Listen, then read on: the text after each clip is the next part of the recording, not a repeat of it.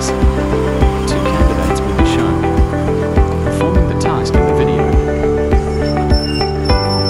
One candidate will represent being competent while the other one is not yet competent. Good day, I'm Montejo Ken, your assessor for today. You are to demonstrate mounting and soldering components on a printed circuit board or PCB. All necessary tools and materials are provided, including soldering iron, PCB, components, and personal protective equipment. Remember to follow occupational health and safety procedure at all times. Are you ready to begin?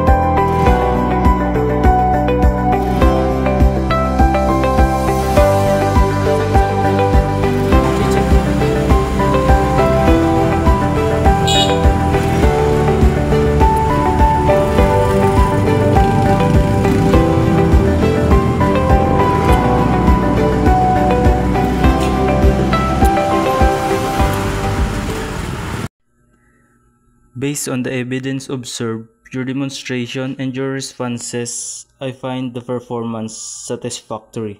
You met the requirements for this task based on the performance criteria and evidence guide. Well done!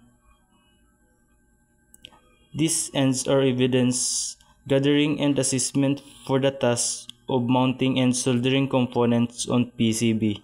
This is part of the electronic product assembly and servicing in situ